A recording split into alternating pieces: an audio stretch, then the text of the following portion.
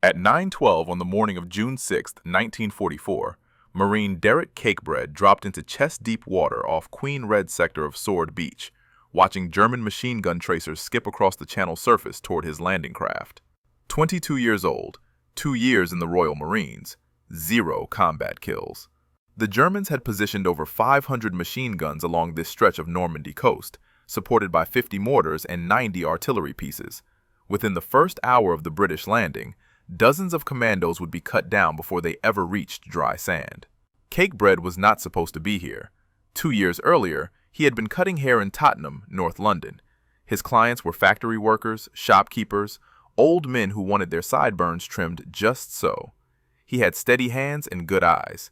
He noticed details other people missed, but none of that mattered when the conscription papers arrived in March 1942. The Royal Marines took him because they needed bodies. Britain was losing men faster than it could train replacements.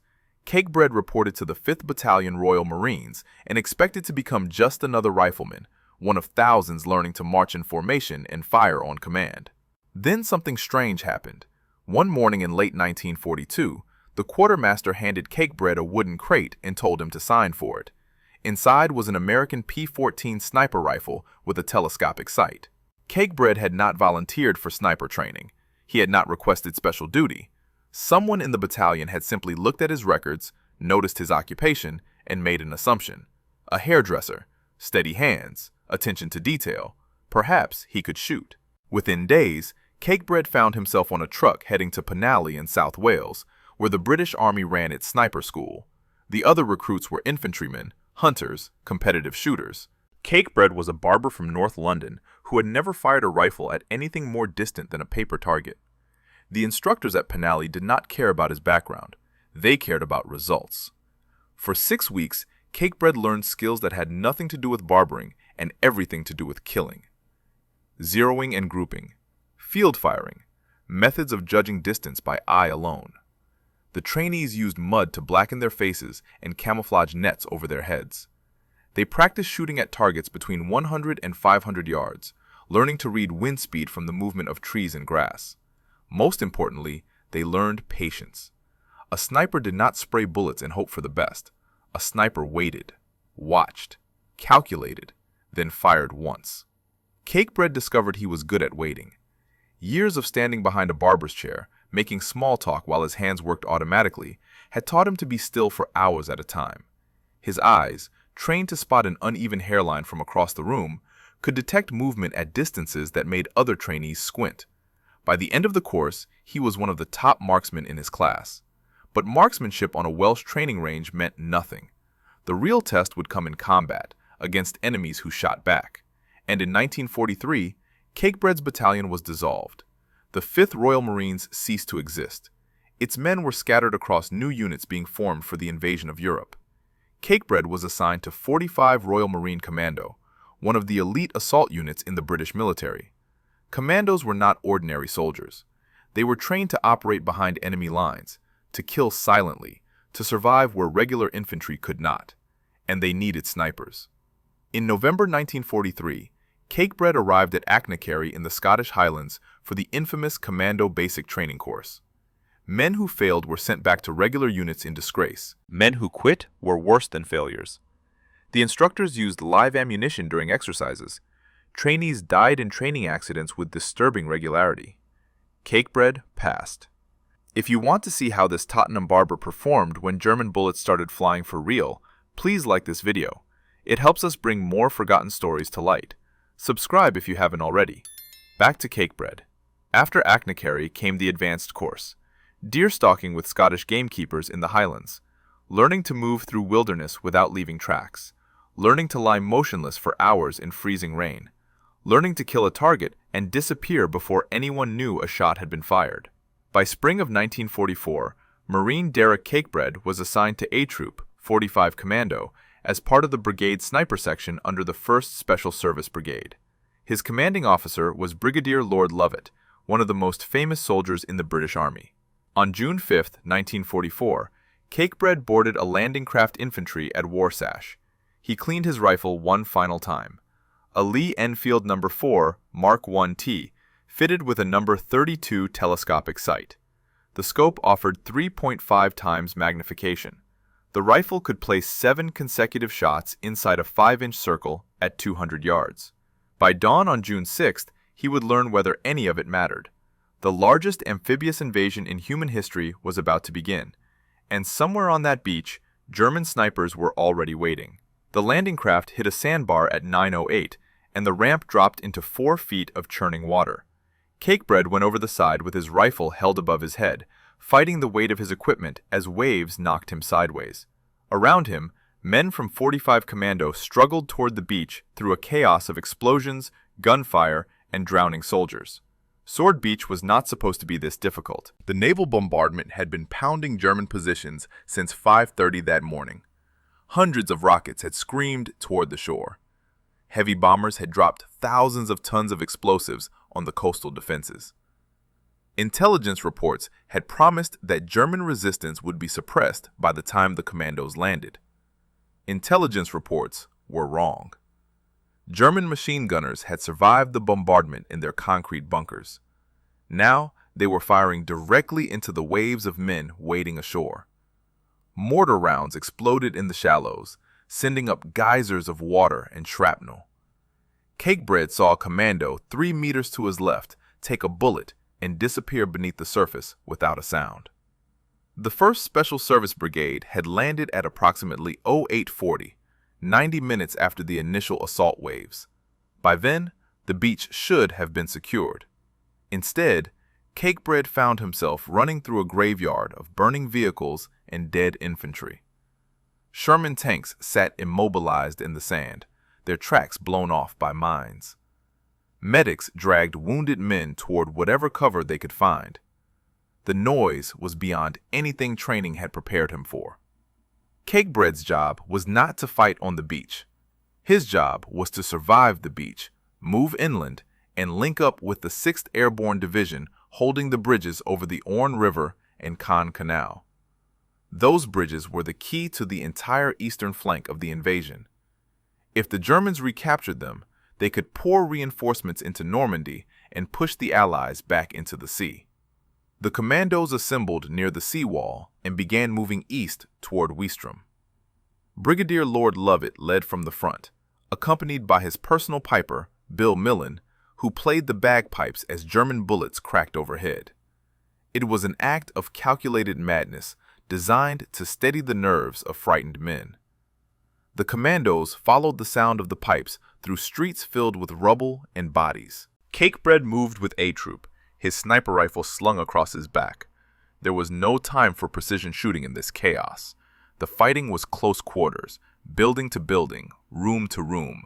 German soldiers appeared in windows and doorways, fired bursts from their Schmeisser submachine guns, and disappeared before anyone could return accurate fire.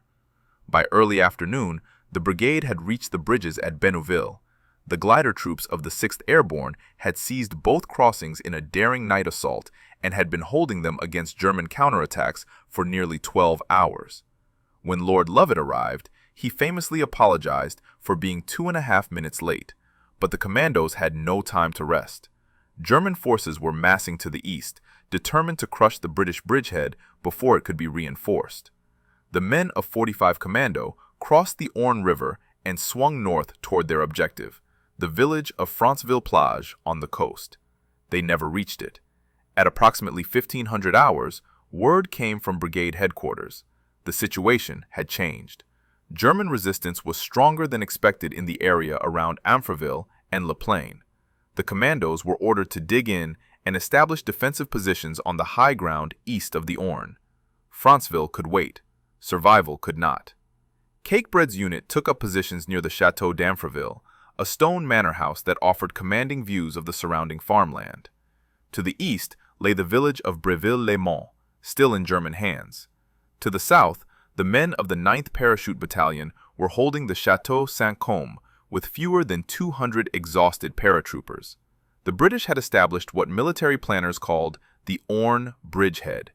It was a narrow strip of territory east of the river, roughly 5 kilometers deep and 8 kilometers wide.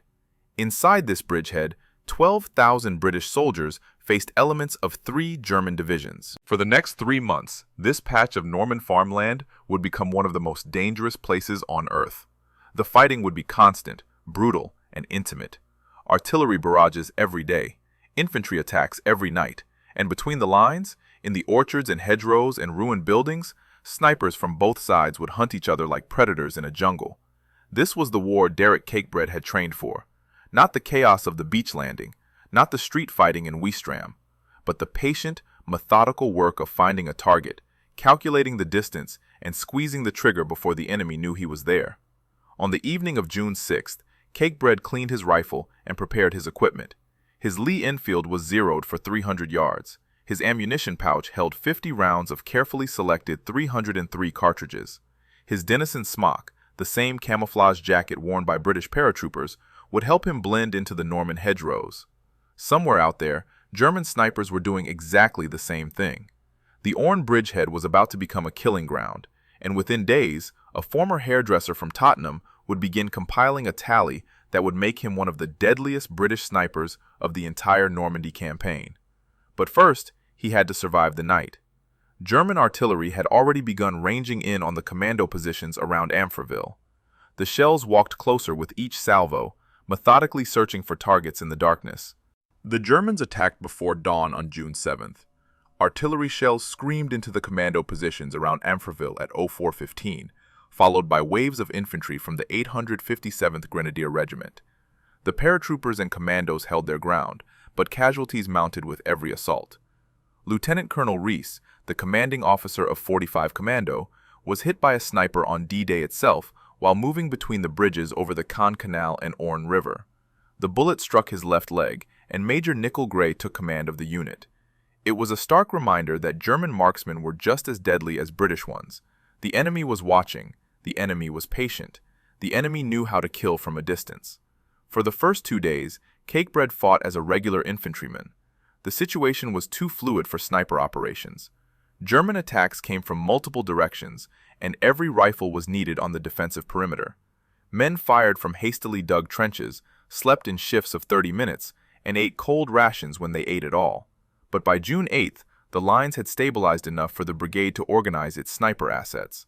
Lieutenant Brian Semaine, the intelligence officer and author of the unit history that would later be titled Commando Men, formed the brigade sniper section. Sniper pairs from each commando unit were pulled together into a specialized team that would operate independently across the bridgehead. Cakebread was paired with Marine Tommy Treacher, another sniper from 45 Commando's A Troop. The two men had trained together at Achnacarry and had developed the kind of silent understanding that kept snipers alive. One would spot, one would shoot. They would watch each other's backs in the killing zone between the lines. Their first mission came on June 9th. Lieutenant Semaine briefed them at 0500. They were to pass through the forward positions held by 3 Commando, move approximately 800 yards into no man's land, and establish observation posts near Longmere Farm.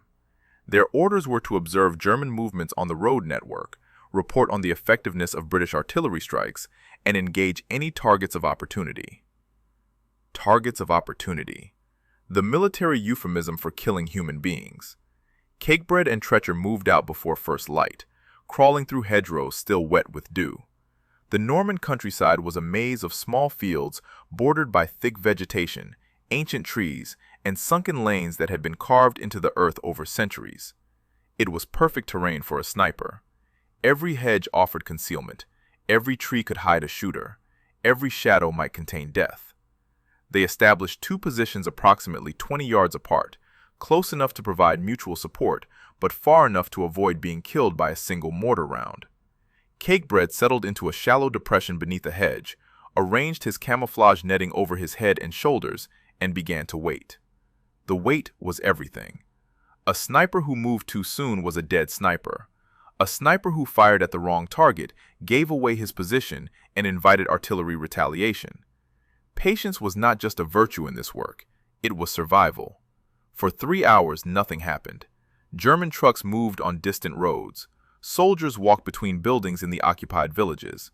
But none of them came within effective range, and none of them presented targets worth the risk of revealing his position. Then, shortly after 0930, Cakebread spotted movement near a farmhouse 400 yards to the east. A German officer emerged from behind a stone wall, binoculars raised to his face, scanning the British lines. He was conducting reconnaissance of his own, probably preparing for another infantry assault. Cakebread adjusted his scope. The number 32 telescopic sight had a bullet drop compensation drum calibrated in 50-yard increments. At 400 yards, the .303 round would drop approximately 18 inches from the point of aim. He dialed in the correction, steadied his breathing, and placed the crosshairs on the center of the officer's chest. The trigger pull on a Lee-Enfield was crisp and predictable. Cakebread had dry-fired this rifle thousands of times. He knew exactly how much pressure was required to release the firing pin. He squeezed. The rifle kicked against his shoulder. The officer dropped. There was no dramatic collapse, no theatrical clutching at the wound. One moment the German was standing with his binoculars raised. The next moment he was on the ground, motionless. At 400 yards, the sound of the shot would reach the target almost a full second after the bullet. The men around the fallen officer would not immediately understand what had happened. Cakebread was already moving. He stayed low, crawling backward through the hedge, putting distance between himself and the firing position. German soldiers would soon be searching for the source of that shot. Mortars would be zeroed in on the suspected location. Anyone still lying in that depression when the retaliation came would die. He reached Treacher's position and signaled with his hand. 1 kill confirmed. They would move to their secondary observation point and wait for the response to subside. It was the 1st of June, 1944. The tally had begun. The routine established itself within days. Before dawn, Cakebread and Treacher would pass through the forward commando lines and disappear into the hedgerows of no man's land. They carried minimal equipment: rifle, ammunition, water, a single day's rations. Anything more would slow them down when speed meant survival. They operated for 6 to 8 hours at a stretch, observing German positions, noting troop movements, and waiting for opportunities. When dusk approached, they withdrew to British lines before the Germans sent their own patrols into the darkness. The enemy owned the night in those first weeks. Moving after sunset was an invitation to die. The Orne Bridgehead had become a static front.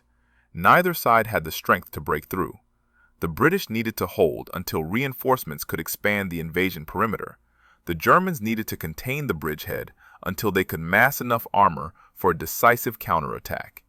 In the meantime, both armies bled each other through artillery, mortars, and snipers. Cakebread learned the ground intimately: every ditch, every ruined barn, every gap in the hedgerows where a man could observe without being observed. He learned which farmhouses the Germans used as command posts, which roads they traveled during resupply runs, which fields they crossed when moving between positions. He also learned where the German snipers operated. They were good. Many had fought on the Eastern Front, where the sniper war between German and Soviet marksmen had produced some of the deadliest shooters in military history.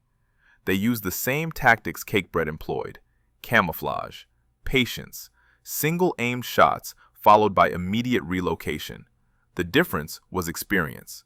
Some of these men had been killing since 1941. On June 11th, Cakebread nearly died. He had established a position overlooking a road junction near Breville when a bullet cracked past his head, missing by inches. He had not seen the muzzle flash. He had not heard the shot until after the round passed. The German sniper had spotted him first. Cakebread froze. Moving now would confirm his position.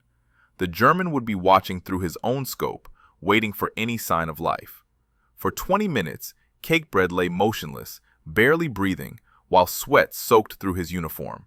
Then, slowly, he began to crawl backward, using the hedgerow for cover, moving no more than a few inches at a time. It took him 2 hours to withdraw 300 yards. When he reached Treacher's position, his hands were shaking. The near miss changed his approach. He became more careful about selecting positions, more attentive to the angles from which he could be observed. He started using multiple hides during a single mission, shifting every hour to prevent the enemy from fixing his location. The German who had nearly killed him had taught him a lesson that no training course could provide. By mid-June, Cakebread's tally had reached double digits. The kills came in 1s and 2s, never in dramatic clusters. A machine gunner spotted adjusting his weapon. a mortar crew member standing too long in the open, an officer consulting a map with his subordinates, unaware that 400 yards away, a former hairdresser from Tottenham was centering the crosshairs on his chest. Lord Lovett noticed. The brigadier made a point of knowing his best soldiers, and the reports from Lieutenant Semane's sniper section consistently highlighted Cakebread's effectiveness. In his memoirs, March Past, Lovett would later describe the psychological impact of the snipers on German morale in the La Plaine area. The enemy could not move freely. Officers avoided open ground. Soldiers traveled between positions at a crouch, always watching the hedgerows, always afraid. Fear was a weapon. Every German who hesitated before crossing an open field, every officer who refused to expose himself during reconnaissance, every soldier who kept his head down instead of returning fire, represented a small victory for the British.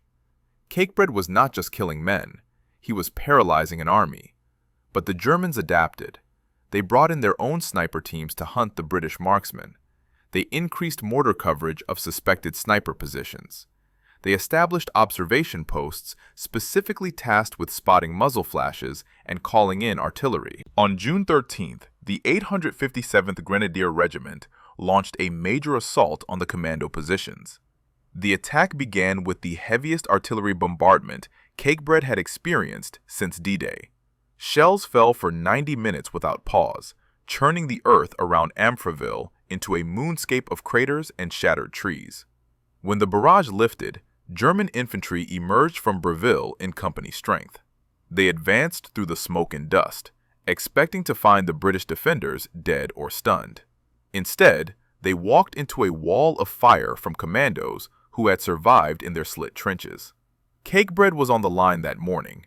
There was no time for careful aim, no opportunity for the patient work of a sniper.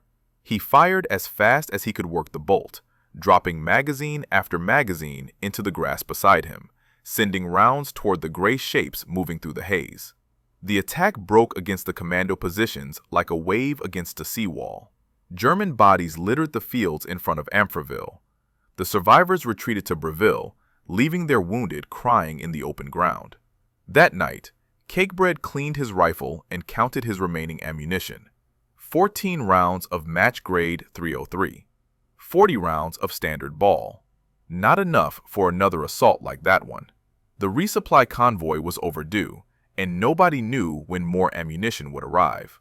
Somewhere beyond the perimeter, in the darkness of the Norman countryside, German snipers were preparing for tomorrow. The Battle of Breville began on the night of June 12th. The village had been a thorn in the British position since D-Day, sitting on high ground that gave German observers a direct view into the heart of the Orne Bridgehead. From Breville, enemy artillery spotters could direct fire onto the bridges at Benouville, the glider landing zones at Ronville, and the commando positions around Amfreville. As long as the Germans held that ridge, no one in the bridgehead was safe. Major General Richard Gale, commander of the 6th Airborne Division, decided the village had to fall. He assembled every available unit for the assault. The 12th Parachute Battalion, D Company of the 12th Devonshire Regiment, a squadron of Sherman tanks from the 13th 18th Royal Hussars, and fire support from 3 field artillery regiments, a medium artillery regiment, and the division's own air landing light regiment. The attack jumped off at 2200 hours.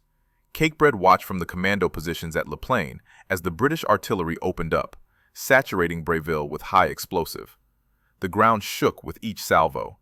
Orange flashes lit the horizon like heat lightning. Then, the infantry advanced across 400 yards of open ground toward the German trenches. It was a slaughter on both sides. The paratroopers walked into heavy machine gun fire and pre-registered mortar concentrations. German defenders who had survived the bombardment emerged from their bunkers and fought with the desperation of men who knew they could not retreat. By the time the crossroads in the center of Breville fell to the British, C Company of the 12th Parachute Battalion had been reduced to 18 men. Brigadier Lord Lovett was wounded during the battle. A shell exploded near his observation post, sending shrapnel into his back and side. He was evacuated to England the following day and would take no further part in the Normandy campaign. Command of the 1st Special Service Brigade passed to Brigadier Derrick Mills Roberts, a veteran of the Dieppe raid who had led 6th Commando ashore on D-Day. The capture of Breville did not end the fighting. German counterattacks continued for days, each one beaten back with diminishing British reserves. The Orne Bridgehead held, but the cost was devastating. The 6th Airborne Division had lost nearly half its effective strength in the first 2 weeks of the invasion. Some battalions existed only on paper. For Cakebread, the fall of Breville changed the tactical situation. With the high ground secured, British observers could now see deep into German-held territory. The enemy could no longer move freely during daylight hours, and the sniper section had new hunting grounds to exploit. On June 15th, Cakebread and Treacher pushed further east than they had ever operated before. They passed through the ruins of Breville, still littered with bodies and burned-out vehicles, and established a hide overlooking the road to Troarn. German reinforcements moving toward the front had to use this road. Every truck, every staff car, every motorcycle courier presented a potential target. They waited until 09:45. Then a German Kubelwagen appeared on the road, moving fast, trailing a plume of dust. Cakebread tracked it through his scope, but held his fire. A single vehicle was not worth revealing his position. 20 minutes later, a convoy appeared. 3 trucks loaded with infantry, escorted by an armored car. The vehicles were bunched together, moving too fast for the narrow road.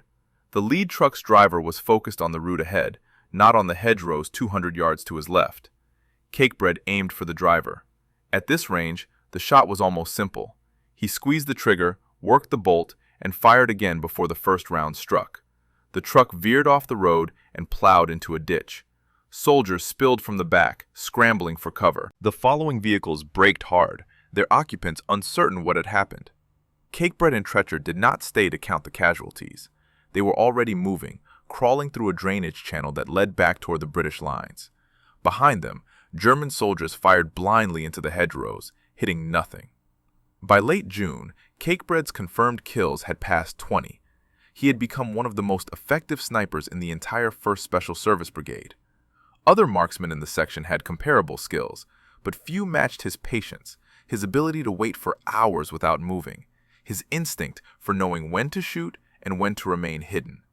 The Germans knew someone was out there. They did not know his name or his face, but they knew the pattern: single shots from impossible distances. Officers and NCOs targeted with precision. No warning, no chance to react, no way to strike back at an enemy who was gone before the sound of the gunshot faded. They called him a ghost. They called him a devil. They doubled the guards on their command posts and forbade officers from carrying binoculars or maps in the open. None of it helped. Cakebread kept hunting. The hedgerows of Normandy had become his barber shop, and he was giving the Germans the closest shave of their lives. But the static war could not last forever. By early July, the Allied breakout was coming. Operation Goodwood would send British armor crashing through the German lines east of Caen, and when the front began to move, the careful, methodical work of the sniper would give way to something far more chaotic.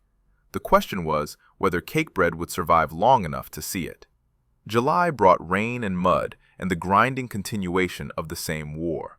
The Orne Bridgehead remained static, a pocket of British-held territory surrounded on 3 sides by German forces determined to push the invaders back into the sea. Every day brought artillery duels, patrol clashes, and the constant threat of a major German counterattack that never quite materialized. Cakebread's routine continued. Before dawn, move out, find a position, watch, wait. Kill if the opportunity presented itself. Withdraw before dark, sleep for a few hours in a slit trench, repeat. The physical toll was considerable. Weeks of sleeping in wet holes, eating cold rations, and maintaining constant vigilance had reduced the commandos to exhausted shadows of the men who had stormed ashore on D-Day. Cakebread had lost weight he could not afford to lose. His uniform hung loose on his frame. The smell of cordite and unwashed bodies had become so familiar he no longer noticed it. But the killing continued. On July 3rd, Cakebread observed a German sniper establishing a position in a ruined barn approximately 500 yards from the British lines. The man was good.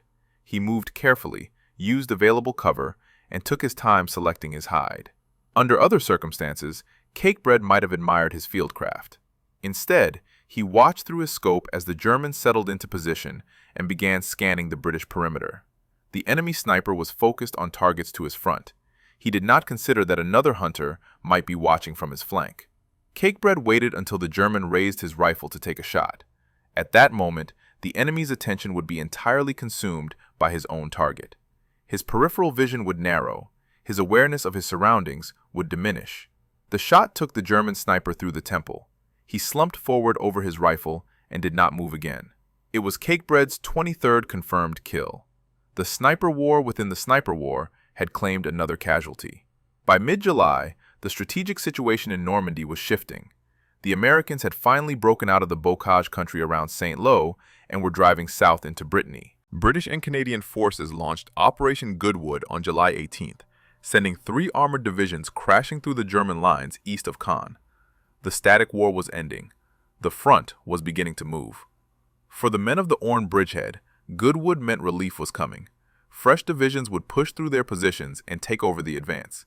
The exhausted commandos and paratroopers who had held this ground since D-Day would finally be withdrawn for rest and refitting. But first, they had to survive the German response. The enemy knew what Goodwood meant. If the British broke through east of Caen, the entire German position in Normandy would collapse. Reinforcements that had been held in reserve were rushed forward to plug the gaps.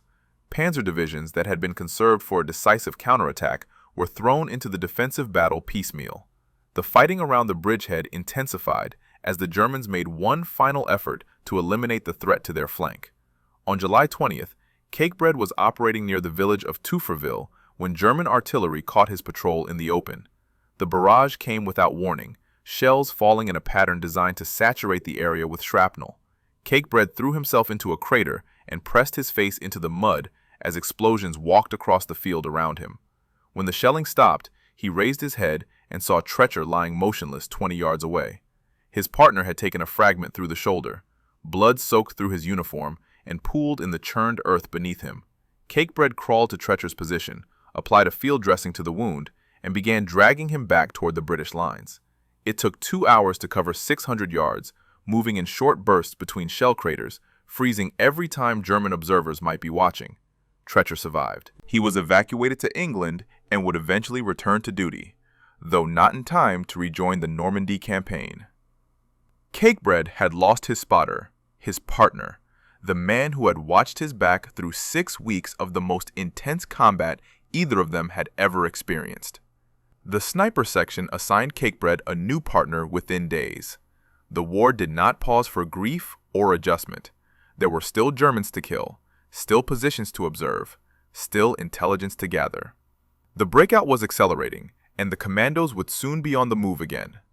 On September 7, 1944, the 1st Special Service Brigade was finally withdrawn from France. They had been in continuous combat for 93 days, from the landing on Sword Beach to the pursuit across the Seine. The brigade had suffered over 800 casualties, nearly 40% of its original strength. Cakebread walked onto the transport ship at Southampton with his rifle slung over his shoulder and his kit bag hanging from his hand. Behind him lay the hedgerows of Normandy, the ruined villages, the fields where he had learned to kill with the precision that still surprised him. Ahead lay rest, retraining, and eventually another campaign. The war was not over. Germany had not surrendered. There would be more fighting before the end. But for now, Marine Derrick Cakebread was alive. More than 30 Germans were not. And somewhere in the records of the 1st Special Service Brigade, his name was being added to a very short list of men who had proven themselves masters of the deadliest art in modern warfare. The transport docked at Southampton on September 8, 1944. Cakebread stepped onto English soil for the first time in 3 months, carrying equipment that weighed half what it had on D-Day. Everything non-essential had been discarded, lost, or destroyed during the campaign. What remained was a rifle, ammunition, and the hard-earned knowledge of how to use them. The commandos were sent to Petworth for initial processing, then to Eastney Barracks at Southsea, and finally to Bexhill on the Sussex coast. The routine of garrison life felt alien after months of combat. Hot meals, clean uniforms, beds with mattresses. Cakebread slept 14 hours the first night and woke disoriented, reaching for a rifle that was not beside him. The brigade needed time to absorb replacements and rebuild its shattered units. 45 Commando had landed in France with approximately 450 men. Fewer than 300 had walked off the transport at Southampton.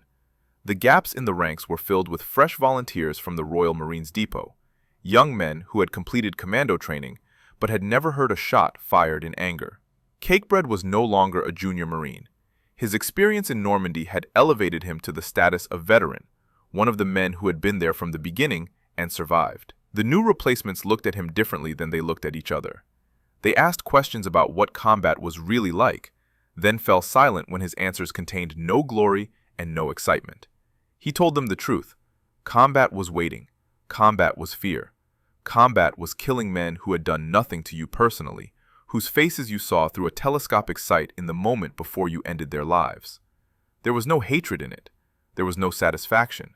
There was only the job, performed as efficiently as possible, repeated until someone told you to stop or until someone killed you first. The weeks in England passed slowly. Training resumed, but it felt hollow to men who had already proven themselves in the ultimate test. They practiced amphibious landings on beaches that resembled the ones they had already stormed. They fired on ranges at targets that did not shoot back. They waited for orders that everyone knew were coming. Those orders arrived in January 1945. The 1st Special Service Brigade, now redesignated the 1st Commando Brigade, was deploying to the Netherlands. The war had stalled in the flooded lowlands along the Maas River, and commando units were needed to conduct operations in terrain too difficult for conventional infantry. On January 14th, Cakebread boarded a transport at Tilbury Docks. The crossing to Ostend took 18 hours through winter seas that pitched the ship violently enough to send unsecured equipment crashing across the deck. From Ostend, the commandos moved forward by truck through a landscape of frozen fields and shattered villages. The Netherlands in January was a different war from Normandy in June. The ground was frozen solid or flooded with icy water. Snow covered the fields and outlined every movement against the white background.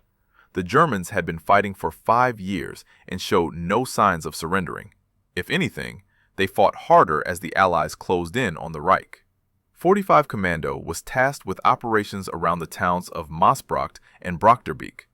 The enemy had established strong defensive positions along the Montforterbeek, a small river that formed a natural obstacle to any advance. Taking these positions would require the same combination of firepower, maneuver, and individual courage that had won the Orne Bridgehead.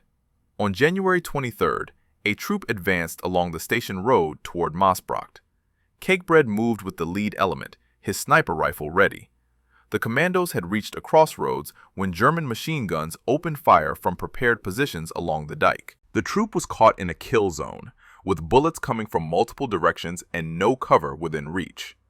Men fell in the first seconds of the ambush. Those who survived threw themselves into the frozen fields or scrambled for the shelter of nearby buildings. German mortars joined the machine guns, dropping rounds among the scattered commandos with terrible precision. A well-positioned enemy sniper added to the chaos, picking off anyone who tried to move. Cakebread crawled into a drainage ditch and began scanning for the German marksmen. The snow made concealment difficult, but it also made targets easier to spot. He saw movement near a farmhouse 200 yards away. A rifle barrel protruding from a window, the distinctive shape of a telescopic sight catching the winter light. He steadied his breathing. The cold made his fingers stiff, and he had to concentrate on maintaining a smooth trigger pull. The German sniper was focused on the commandos pinned in the open, unaware that another predator had found him. Cakebread fired once. The rifle barrel in the window disappeared, but the ambush was far from over. A troop remained pinned down, taking casualties with each passing minute. Medical personnel sheltering in a nearby house could see wounded men lying in the snow-covered fields, crying for help they could not provide. Dr. John Tulloch, the Royal Army Medical Corps officer attached to a troop, watched the situation deteriorate and made a decision. He arranged for jeeps marked with Red Cross insignia to drive into the killing zone and extract the wounded. It was a desperate gamble that depended entirely on whether the Germans would respect the rules of war.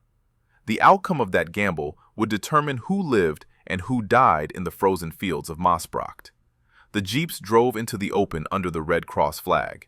German fire slackened, but did not stop entirely. Bullets cracked overhead as medical personnel loaded wounded commandos onto the vehicles and drove them back to safety. Dr. Tulloch made multiple trips into the killing zone, each time risking his life on the assumption that the enemy would honor the Geneva Convention. Most of the wounded were evacuated, but A Troop had been shattered. The ambush at Maasbracht cost 45 commandos some of its most experienced men, veterans who had survived D-Day and the Orne Bridgehead, only to die in a frozen Dutch field 8 months later. Cakebread survived. He continued operating as a sniper through the winter, fighting in the Netherlands and into the final push into Germany itself. The Commando Brigade crossed the Weser River in April 1945 and advanced toward the Baltic coast. German resistance was collapsing, but pockets of fanatics still fought with suicidal determination. There was killing to be done until the very last day. The war in Europe ended on May 8, 1945. Cakebread was somewhere in northern Germany when the ceasefire took effect. He had been in combat, intermittently, for 11 months.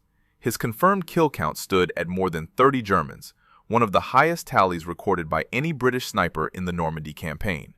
There were no medals for what he had done.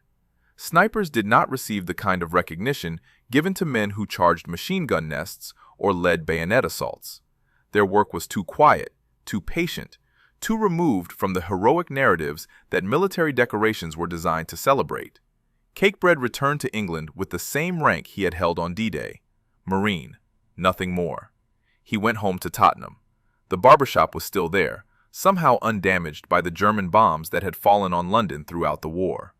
His old clients returned, older now, grayer, marked by years of rationing and blackouts and the constant fear of air raids. They sat in his chair and asked him what the war had been like. Cakebread did not tell them about the German officer he had shot through the chest at 400 yards.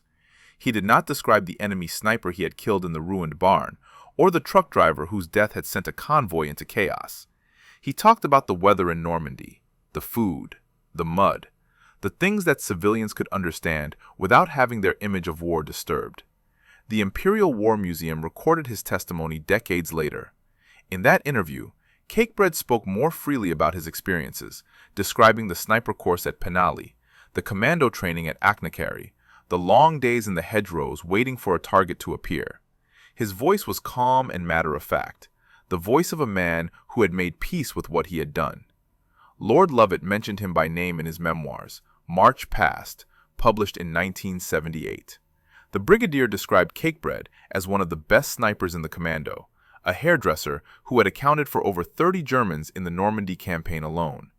It was a rare acknowledgement for a man who had spent the war invisible, hidden in hedgerows, killing from distances where his targets never knew he existed.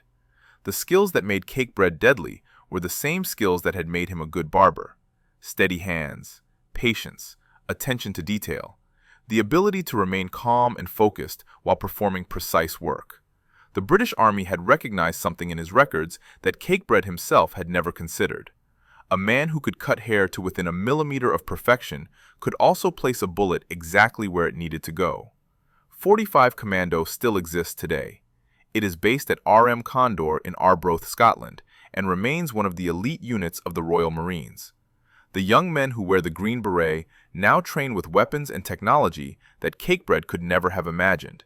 But the fundamental skills remain the same: patience, precision, the willingness to wait for hours, days, weeks for the moment when a single shot can change everything. If this story moved you the way it moved us, do me a favor, hit that like button. Every single like tells YouTube to show this story to more people. Hit subscribe and turn on notifications.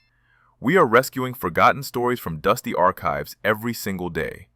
Stories about hairdressers who became snipers, about ordinary men who discovered extraordinary skills, about patience and precision in the chaos of war. Real people, real heroism. Drop a comment right now and tell us where you are watching from. Are you watching from the United States, United Kingdom, Canada, Australia? Our community stretches across the entire world. You are not just a viewer. You are part of keeping these memories alive. Tell us your location. Tell us if someone in your family served. Just let us know you are here. Thank you for watching. And thank you for making sure Derrick Cakebread does not disappear into silence. These men deserve to be remembered, and you are helping make that happen.